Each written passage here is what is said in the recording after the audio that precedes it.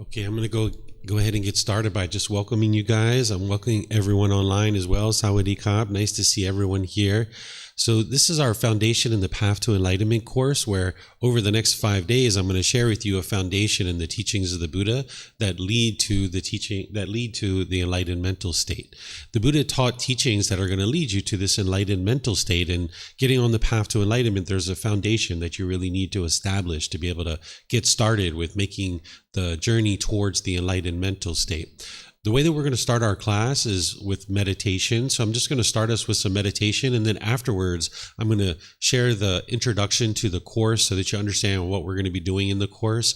And then when I'm going to share with you the life story of Gotama Buddha. We'll take a mid-morning break, and then after that, I'll be sharing with you what is enlightenment so that you understand what the enlightened mental state is. And then afterwards, we'll come back from lunch. I'll be sharing with you Buddhist chanting, but I'm going to start with meditation so you guys understand that. If you'd like to do the chants, they're over there on the table. You're welcome to help yourself to a chanting sheet. And those of you guys online, the chants are on our website. If you go to buddhadailywisdom.com and click on free books, you'll see down towards the bottom that there's a chanting sheet there, and you're welcome to chant along. And this afternoon, I'm going to be teaching how to do these chants.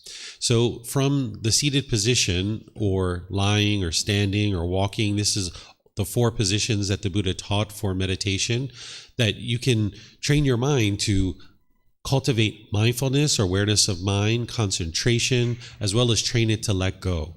Oftentimes people are learning in the seated position. So I see all of you guys here in the seated position, maybe you guys at home as well. Maybe you're sitting on a sofa or a bench or a wheelchair or something like this. You can just make yourself comfortable. I'm going to be teaching all the ins and outs of meditation as we get going in the course. But for now, what I'm going to do is I'm just going to start with some chanting to ease the mind into meditation. And then afterwards, I'll come back in with some guidance. Then there'll be a period of time where it'll just be quiet. We'll just be meditating together. Then I'm going to come out of the meditation with some more chanting. So since all of you guys have meditated with me before, I'll just kind of start the meditation, and rather than explaining all the other details that I typically will talk about as we get into meditation. So if you'd like to join along in the chants, you're welcome to, and then afterwards I'll come back in with some guidance. Arahang Samma Sambuddho Mahakeva Bhutang Mahakavanang Apivateyami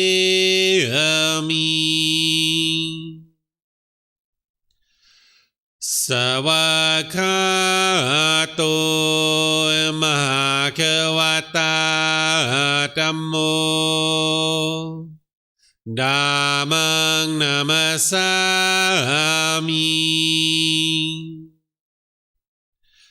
Supatipano Mahakavato Savaka Sangho Sanghang Namami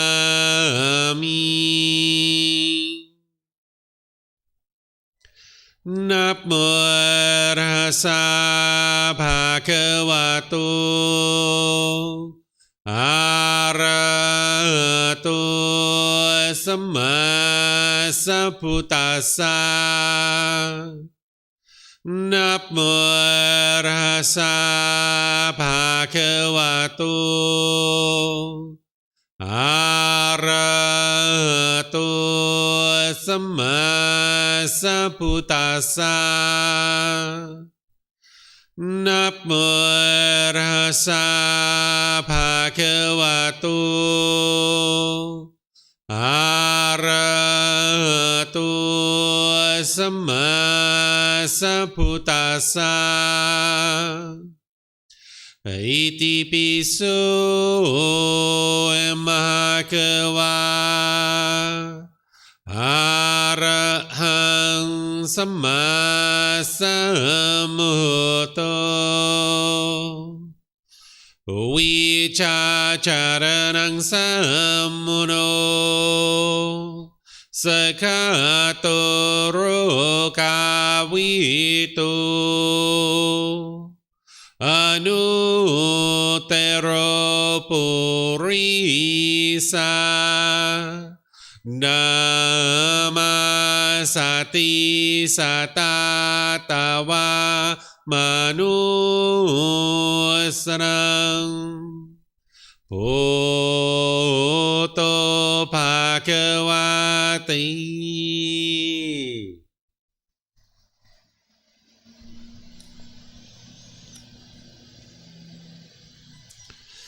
Okay, with the lower body and hands and arms comfortable, and the upper body erect, just close the eyes and start breathing in through the nose and out through the nose. Here you're just looking to establish the breath, a nice, natural, steady, consistent breath.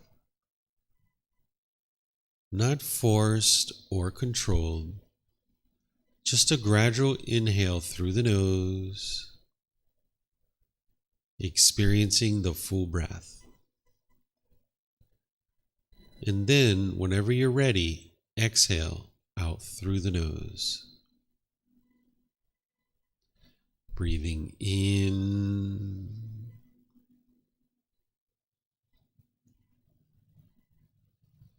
and out.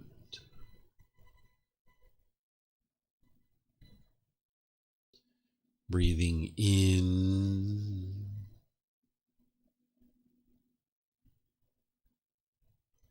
and out.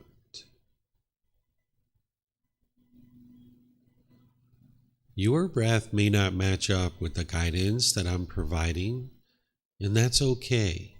This is your practice. I'm just here for guidance. You can use this voice as a reminder that whenever you get to the next inhale, breathing gradually through the nose, developing a nice, natural, steady, consistent breath. And then, whenever you're ready, exhale out through the nose. Breathing in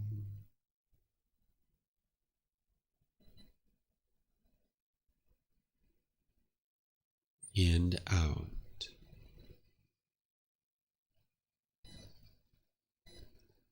Breathing in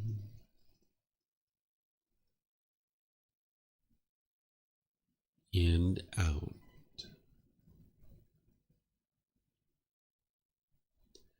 With the breath well established, start fixating the mind on the breath, either the sound of the breath coming into the nose or the sensation of air moving over the skin into the nose. The breath is the present moment. Fixate the mind on the breath, the present moment. Breathing in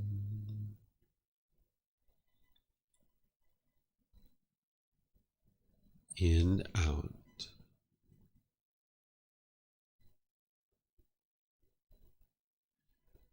Breathing in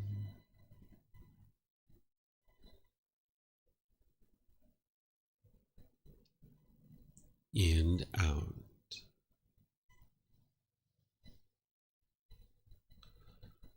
With the mind fixated on the breath, whenever you notice that it moves off the breath, cut that off, let it go, and come back to the breath, the present moment. No need to observe the thought, label it, judge it, analyze it, or even try to figure out where it's coming from. Whenever you notice that the mind is moved off the breath, cut that off, let it go, and come back to the breath, the present moment. Breathing in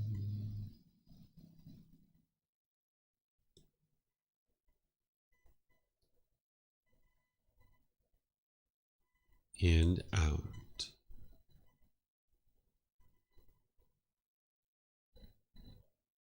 Breathing in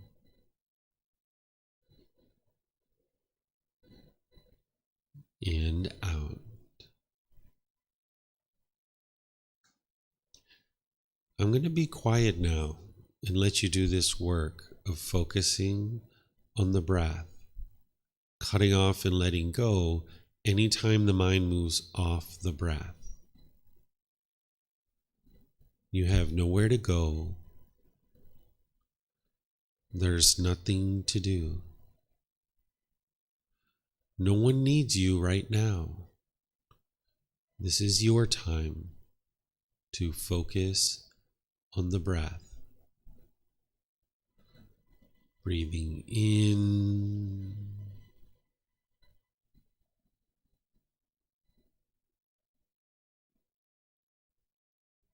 and out.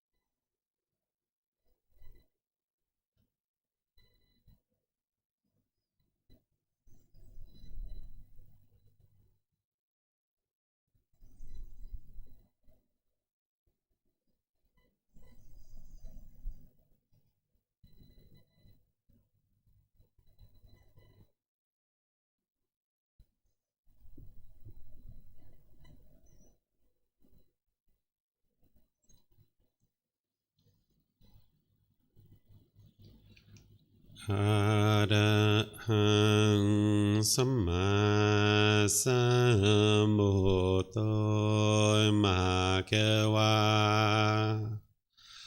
พุทธังมหาเกวันทังอภิวาเทมิ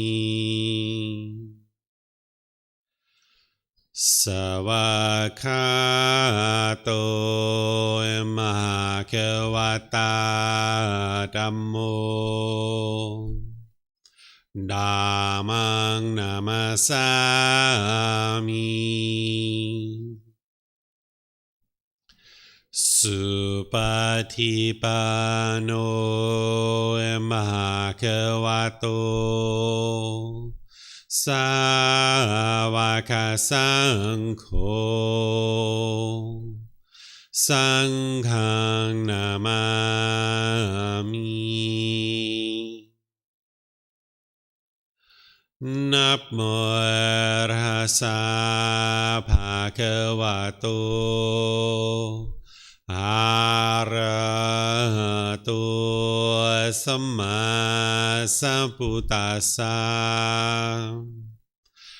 นะโมตัสสะภะคะวะโตอะระหะโตสัมมาสัมพุทธัสสะนะโมตัสสะภะคะวะโตอะระหะโตสัมมาสัมพุทธัสสะอิติปิโสมหาเกวาอะระหังสัมมาสัมพุทโธวิชาจารณังสัมมุโนสกาโตโรกาวิโตอนุเตโรปุริสาดัมมาสติสัตตาตาวามนุสรังพุทโธภะคะวะติ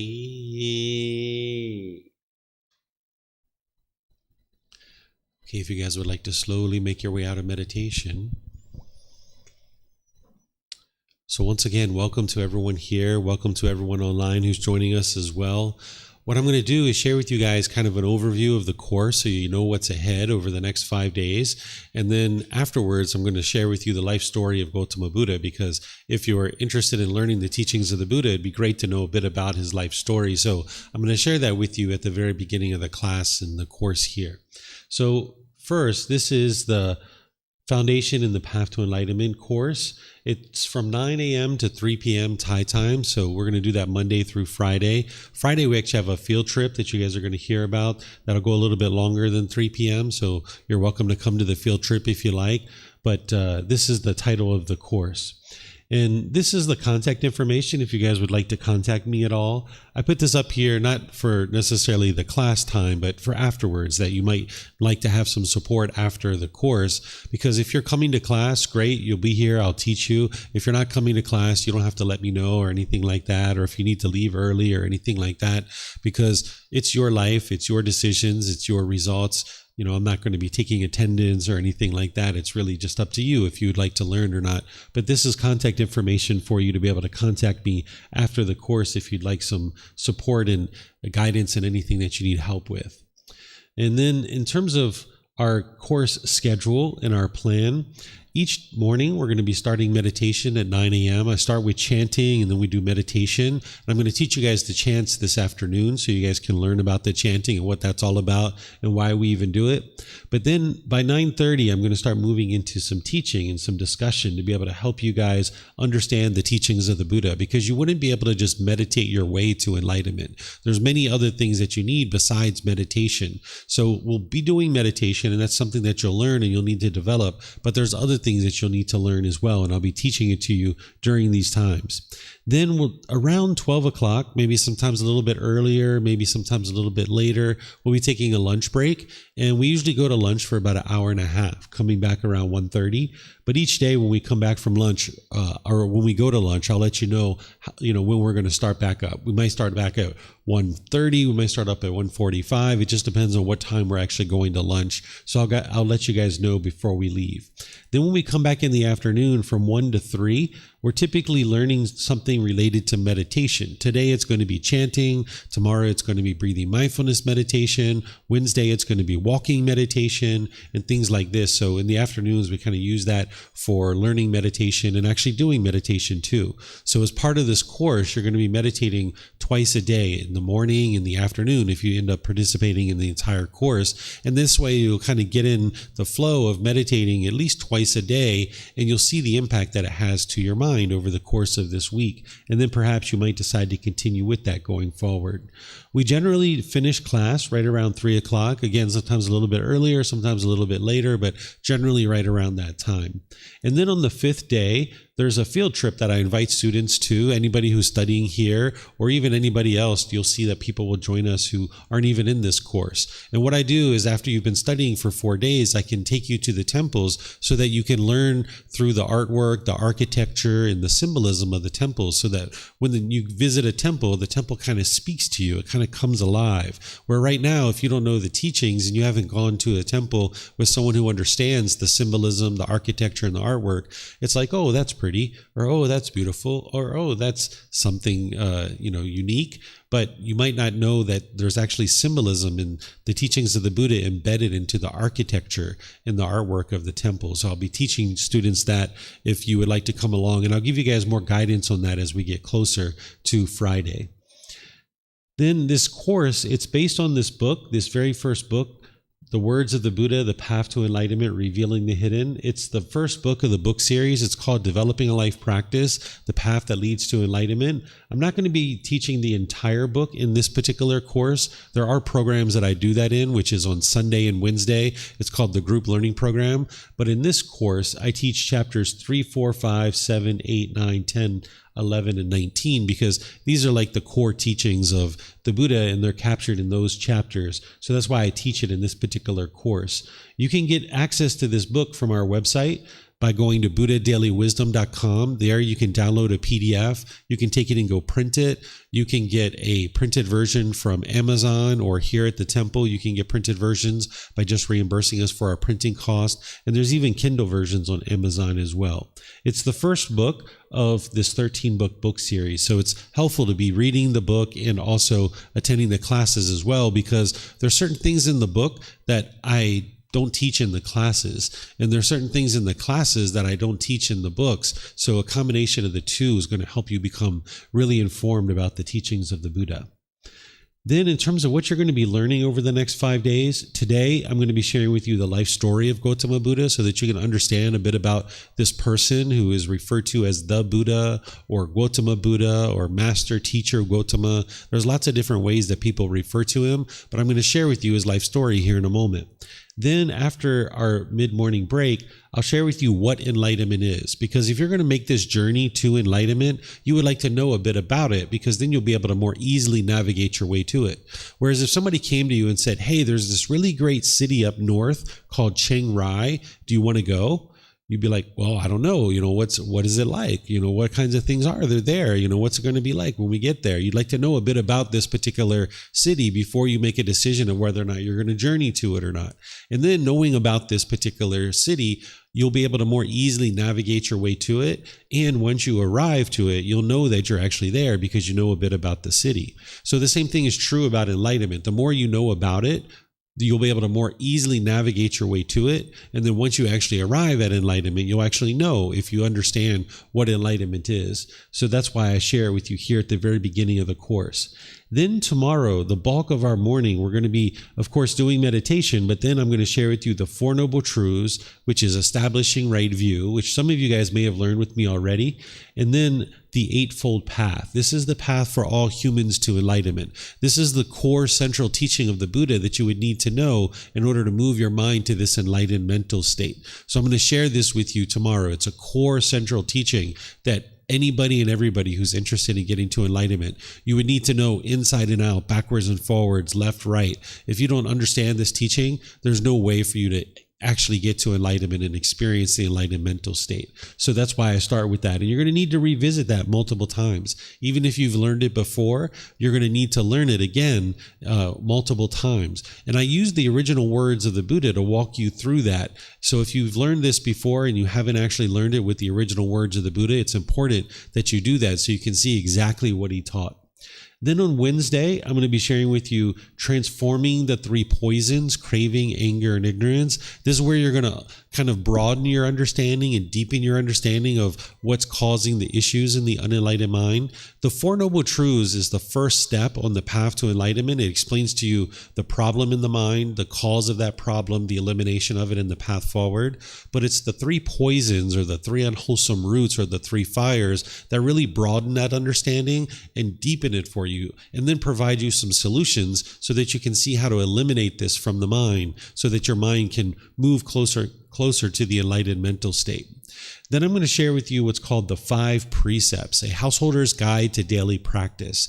If you've heard that the Buddha taught no killing, no stealing, no sexual misconduct, no lying, no intoxicants, the Buddha actually didn't teach this. This sounds like black and white. It sounds like a bunch of rules and commandments. The Buddha doesn't actually teach that way. So I'm going to share with you his original words on this particular teaching. And what you'll see is it's much more informative. It's much more illuminating to help you understand what this teaching is and why it's important for you to practice it. It plugs into the Eightfold Path and helping you to understand the natural law of Gotama, of cause and effect, or action and result. So I'm going to share with you this through the words of the Buddha so you can see what he actually taught. And then I'm going to show you how to apply it to your day-to-day life. So that'll be on Wednesday morning as well. Then on Thursday, I'm going to share with you what is Gotama and how does it affect me. This is a natural law. When we talk about awakening to enlightenment, this is what you're doing, is you're building wisdom around this natural law. So everything and anything that the Buddha taught in one way or another is coming back to this natural law of Gotama, or some people refer to it as karma. But on Thursday morning, I'm going to go in, I'm going to talk to you and help you understand this natural law directly. But there's all kinds of things throughout this course and all the other teachings that the Buddha shared and that I'm sharing with you that is helping you to awaken to this natural law of Gotama and building wisdom around it. But on Thursday morning, we're going to be talking about it specifically and going in and showing you some of the ins and outs of the natural law of Gotama. Then I'll be sharing with you what is merit. This is essentially a unique type of wholesome Gotama that you're going to need to know what it is and how to practice it. And I'll be sharing with you continued support on the path to enlightenment, because beyond this course, you're going to need additional support in order to make it to enlightenment. Nobody's going to get to enlightenment in 5 days. So you're going to need that continued support. So I'll help you understand that as part of the course as well. There's meditation that we're going to be studying. I'm going to be helping you to learn breathing mindfulness meditation. We've done that this morning. We're going to do it this afternoon. We'll do it tomorrow morning as well. But Tuesday afternoon, I'm going to dive in and explain to you all the ins and outs of breathing mindfulness meditation. Once again, using the words of the Buddha and helping you to be able to understand all the ways of how to do this meditation, but also the why behind it, so that you'll have the meaning and understanding of why you're actually meditating. And you'll learn this meditation in the seated, lying, standing, and walking positions, because you're going to need these different positions at different times. You're not going to be able to use just one position permanently. So there's 4 different positions to be able to learn and practice. And then, as I mentioned, we'll be learning Buddhist chanting this afternoon. And then ultimately, by the end of the course, I'm going to teach you how to integrate these teachings into your day-to-day life so that you can actually be practicing them readily beyond this course. Because learning in a course like this is great, but if you're not integrating the teachings into your life on a day-to-day basis, you're not going to actually see the results. So you're going to need to know how to integrate the teachings into your day-to-day life. And that's what I'm going to be sharing with you towards the end of the course. So do you guys have any questions on the course itself and kind of the plan and the structure and what's going to be shared? Remember, for those of you guys online, you can ask questions by putting it into Facebook, YouTube, or Zoom, or electronically raising your hand in order to ask questions in Zoom. Or you guys here, if you guys wouldn't mind using the microphones, that would be great. So any questions on the course itself?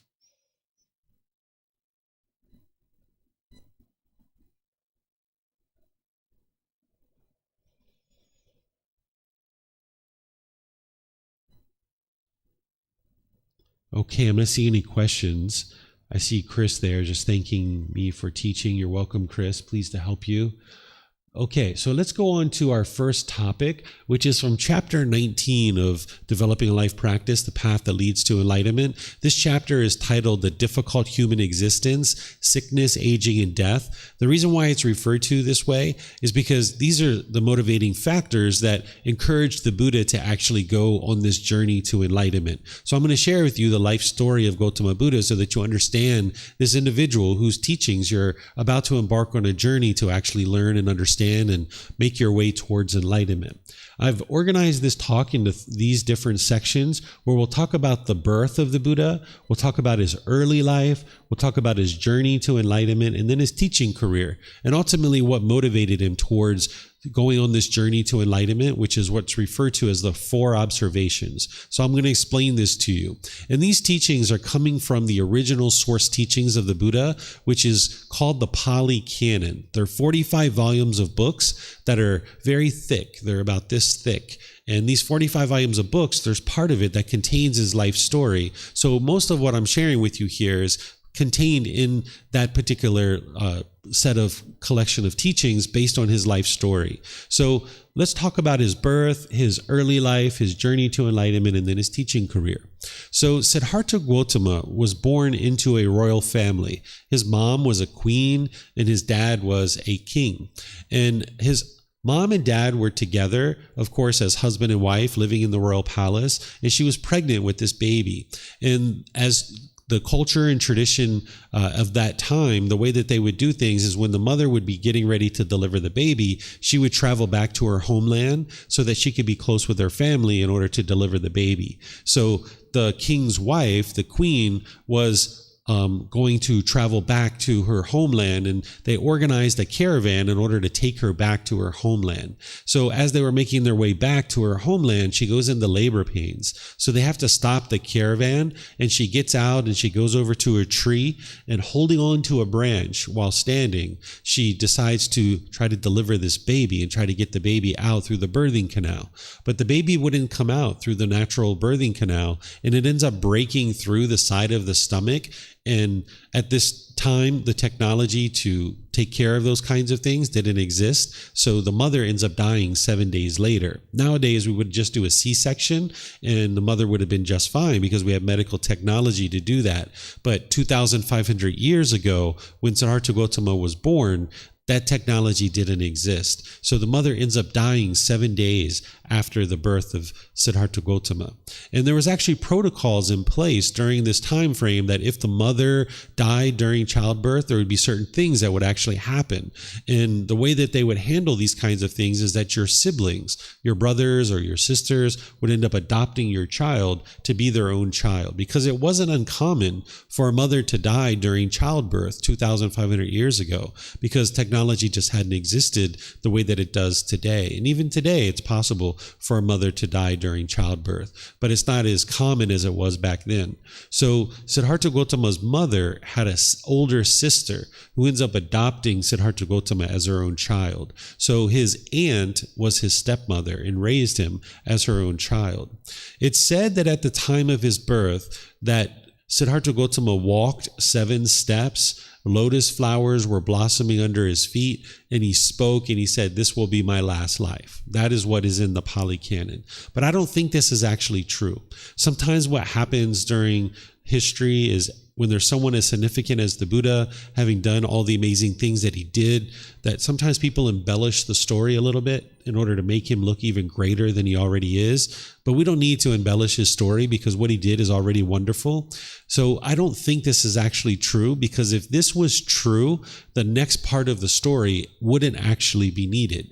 The next part of the story is that his father, being the king, was interested to know what his son was going to become.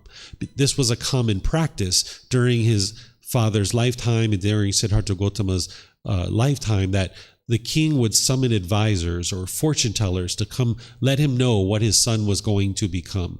And he summoned 108 people to come and tell him what his son was going to become. 107 of those advisors advised the king that his son was going to be a great monarch, a great ruler. He was going to rule over his territory and expand his kingdom far and wide. And of course, his father's like, yeah, that's my boy. Okay, yeah, that's what I'd like to see. Well, there's this one advisor, the very last advisor, comes in and apologizes to the king and says, "Sir, I'm so sorry.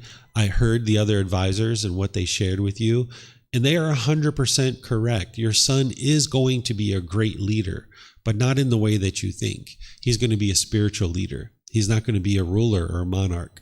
And his father didn't like that. And just in case that person was accurate, the father decided he was going to take some action in order to try to ensure that this didn't actually happen. So what he decides to do is sequester his son into the royal palace and try to woo him into the ways of being a monarch and a king. So he gives him from birth all the amazing things that a rich king could give to their son. He gives his son wonderful entertainment, beautiful fabrics to wear as clothing, lots of treasures and jewels, great food, beautiful women bathing him and taking care of him. Everything you can imagine that a king who was very rich would be able to provide to their son. And his thought was that if I could kind of woo my son into being a monarch and giving him this lifestyle that is very elaborate, that he would never be able to experience that same kind of lifestyle in any way other than being a king. So this is what he does, is for 29 years, he ends up lavishing his son with all this riches and this wonderful life of exuberant things, right? And anything that you can imagine that a father could provide for their son. Well, at the age of 29, Siddhartha Gautama realizes he's about to become the king. And during this time, you would become the king at the age of 30.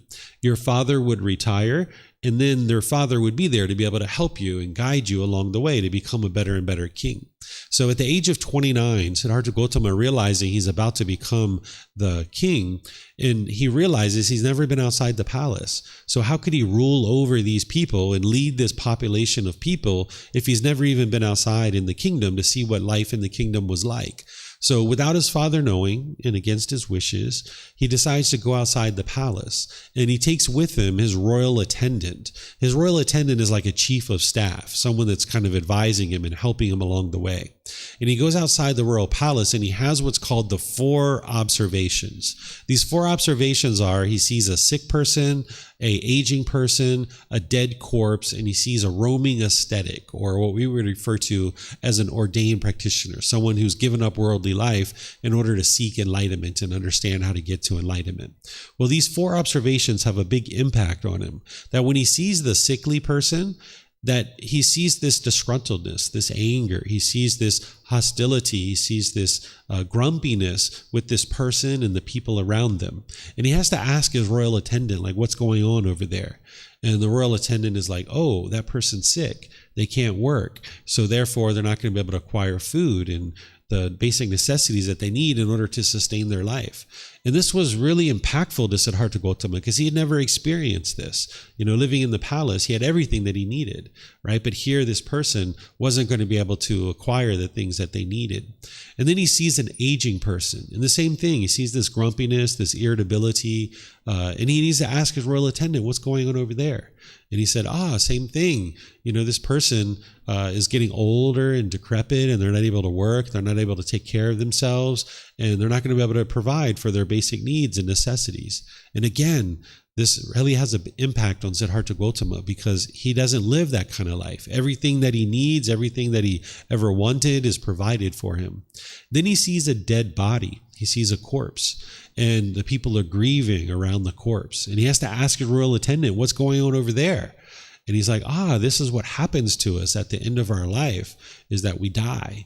And then his royal attendant explaining this to him, it was really impactful to Siddhartha Gotama because he didn't even realize that we die at the end of this life. That's how sheltered he was at the age of 29. He didn't even realize that death was the final result of this particular life.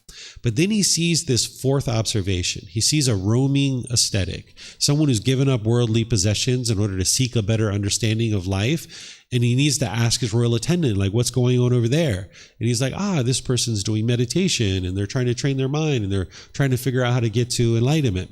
And Siddhartha Gotama has a real kind of realization there that, this is what I would like to do. I would like to figure out what all this other stuff is, because that's what that person was trying to do, is figure out the sickness, aging, and death, why it's occurring, and how to escape it. And Siddhartha Gotama decides that's what he would like to do, because the way that he saw the kingdom is he saw it full of misery and despair. And he wasn't interested in ruling over misery and despair. So he decides that he's going to leave the royal palace and go on this journey to try to get to enlightenment. So he ultimately goes back to the palace. And at this time, he has a wife and he has a young child, an infant child, and they're sleeping. And he didn't understand his mind enough at that time, but he understood it enough that he knew that if he woke them up and said goodbye, that maybe he wouldn't leave the royal palace. So he decides to just kind of look in on them as they're sleeping and then just kind of leave without them realizing it, because that way he wouldn't feel pulled and tugged to stay at the royal palace. So he ends up leaving from the royal palace, and he takes with him his favorite horse, and he takes with him his royal attendant. And as he leaves and journeys away from the palace, he ends up eventually letting his horse go and sending his royal attendant off, and he ends up cutting off his hair. He has this long, beautiful, flowing hair. During this lifetime, you would grow your hair very long if you were part of the royal family or nobility or something like that, because it was only the rich, wealthy people that could sit around and take care of their long, beautiful, flowing hair. That when you were maybe a worker or a laborer or something like that, you wouldn't actually be able to take care of your hair. Because if we were out in the fields working and laboring, our hair would get knotted and dirtied and tangled up, and we wouldn't be able to care for it. It would only be the royal family that would be able to have servants and people taking care of their hair while they were able to sit around and kind of have people taking care of it and detangling it and things like this. So when the royal family would go out into the kingdom, people would know, this is the royal family because they have this long, beautiful, flowing hair. So nowadays we have technology. We just take pictures and we put the king and the queen's pictures and the other members of the royal family all over the kingdom, and people know what the actual royal family is or who they are. But during this time, it was this long, beautiful, flowing hair. So cutting off his hair at the age of 29 is like, I'm never going back. Right? Because for 29 years, he was growing this long, beautiful, flowing hair, and no one would ever believe that he was the king. If he tried to assume the throne, nobody would ever respect that because they wouldn't think that he was actually the king. So this was like a way of, I'm never going back. Well, initially, he starts training with two different teachers. First, one teacher, and he starts learning with this teacher, and then he learns with the other teacher. What he learns with these teachers is he learns to hang himself upside down from trees. He learns to lay on beds of nails, to starve himself, to pierce his body with metal implements. What the thought is that if you could cause physical pain to the body and your mind could overcome that you would be able to get to enlightenment. And after doing this for a year with one particular teacher, Siddhartha Gotama realizes that his mind isn't any more peaceful or any more joyful than it was when he was in the royal palace. His teacher ends up coming to him and says, hey, you're a master of my teacher. You can share my teachings. And Siddhartha Gotama decided to leave because he realized that even though he had mastered this person's teachings, his mind was still unenlightened. So then he ends up going to study with another teacher. And when he goes study with this other teacher ends up essentially teaching him the same exact things. And very similar teachings. And then once again, he ends up mastering that person's teachings. And he realizes that his mind isn't enlightened, even though these teachers are sharing that he's mastered their teachings. So frustrated with the whole experience, he decides to go off into the forest by himself. And when he goes off into the forest by himself, he ends up doing a lot of the same things that he was being taught by these other two teachers. He starves himself and he does all these disparaging things to the body. He takes it so far that his ribs are protruding, his facial bones are protruding, his muscles had deteriorated. He was essentially on death's doorstep. And this mother and this young child walk by and they see him meditating and very close to death. And they beg and plead with him to eat some rice because they know that he's about to die. And he reluctantly accepts this rice and he starts to eat this rice. And he realizes in this moment that what he was doing was not the way to get to enlightenment. That when he was in the royal palace, he was indulging in all these sensual pleasures. He had everything and anything you can imagine, all the luxuries. But then when he left, he went all the way to the other side where he was disparaging the body. He was starving the body. He wasn't taking care of the body. And now what he realized is that he needed to come to the middle.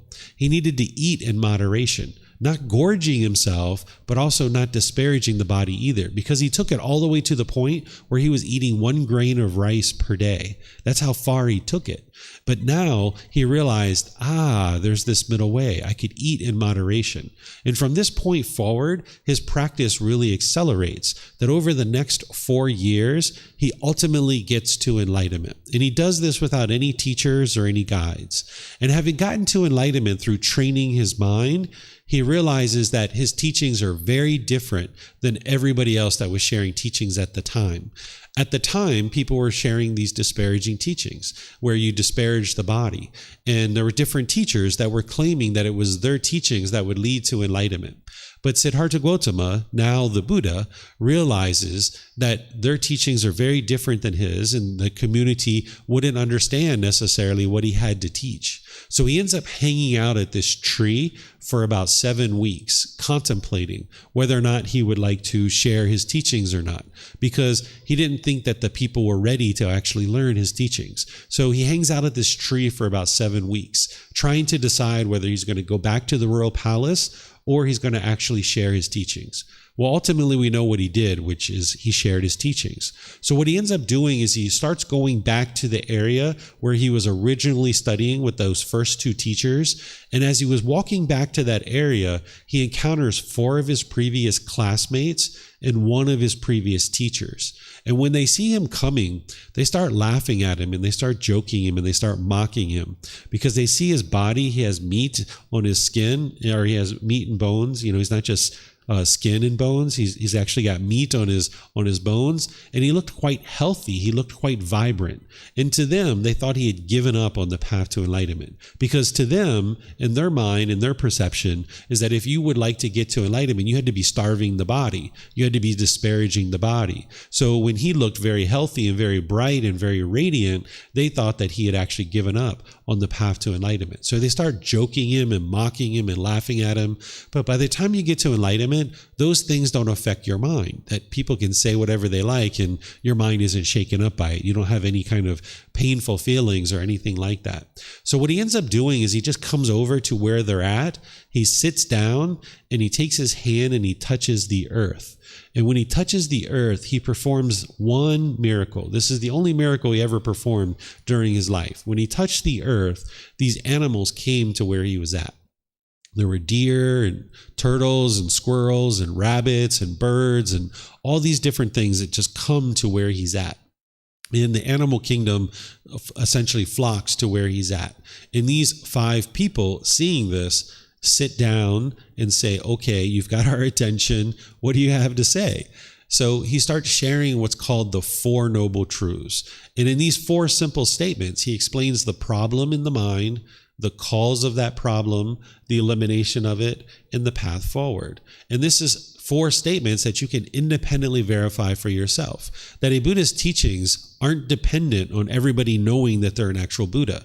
A Buddha can share their teachings because they're independently verifiable, and people can learn them and understand them and practice them to be able to then see the results. His ability to help people get to enlightenment isn't contingent on people knowing he's a Buddha, but those first 5 students needed to be able to understand that he had gotten to enlightenment, so that's why he performed that miracle. And now those first 5 students started to learn and grow and develop, and ultimately they got to enlightenment over time. And as the Buddha was teaching, more and more the word was spreading that he was teaching the teachings that lead to enlightenment, and more people came to learn with him. So his community of students just kept growing and growing and growing and growing, and more people were learning with him and getting to enlightenment. And then ultimately he ends up dying at the age of 80. So he gets to enlightenment at the age of 35, and he teaches all the way until the age of 80. He dedicates the last 45 years of his life to sharing his independently discovered teachings. And then he preserves his teachings in the minds of individuals so that countless more people can get to enlightenment after his death. Because these are the 3 criteria of what make a Buddha, is they get to enlightenment by themselves without the help of any teachers or any guides. They then dedicate the rest of their life to sharing their independently discovered teachings with countless people, and countless people get to enlightenment during that time frame of their life. But then they preserve their teachings in such a way that countless more people get to enlightenment after their death. And this is what Siddhartha Gotama accomplished, and that's why we refer to him as the Buddha, because a Buddha is very rare in the world. This type of individual only exists very rarely. The last one that the world's currently aware of existed over 2,500 years ago.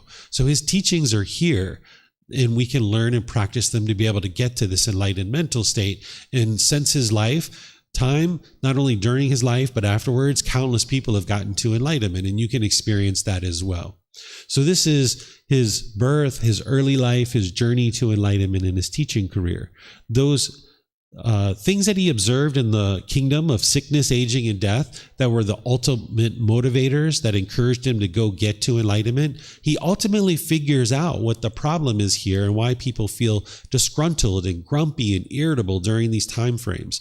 Essentially, what you're going to hear tomorrow with the Four Noble Truths is what he discovered is that the mind is craving permanence, that the mind craves permanent youthfulness. So when the body is sick, then the mind doesn't like that. It doesn't like this impermanence. It craves permanent health. I'm sorry, not youthfulness, health. But in the case of aging, the mind is craving permanent youthfulness. And that's why when an individual ages, they might be disgruntled or irritated because of the aging. Or at death, the mind of the individuals who are left behind and that are grieving, their mind is craving this person to live permanently. So as long as the mind is craving, desiring, having attachment, longing, yearning, then the mind's going to experience this discontentedness because it can't always get what it wants. So when there's sickness, aging, and death, these are ideal opportunities that an individual might become angry or frustrated or agitated or annoyed if the mind's craving permanent health or craving permanent youthfulness or craving permanent life. And the Buddha discovers that craving, desire, attachment is the cause of this discontentedness. And it's also the cause of rebirth. We don't talk about rebirth in this course very much, but understand that there's this constant cycle of rebirth that is occurring, and it's craving, desire, attachment that's keeping that going. Because if there's birth, there's going to be sickness, aging, and death. So if you can eliminate birth, then there won't be any sickness, aging, or death. So the Buddha figures all this out, teaches over 45 years, and countless people get to enlightenment during his life and then after his death. So any questions on this particular topic of the life story of Gotama Buddha? Remember, for those of you guys online, you can ask questions through Facebook, YouTube, or Zoom, or you can raise your hand in Zoom and ask any questions that you like. Do you guys have any questions here? No? No questions? Okay, let's see if we have any questions online here. All right, I'm not seeing any questions anywhere here online. So it's Looks like it's a little bit after 10. We usually take a break here. So why don't we take a break at this point? We've been together for a little over an hour.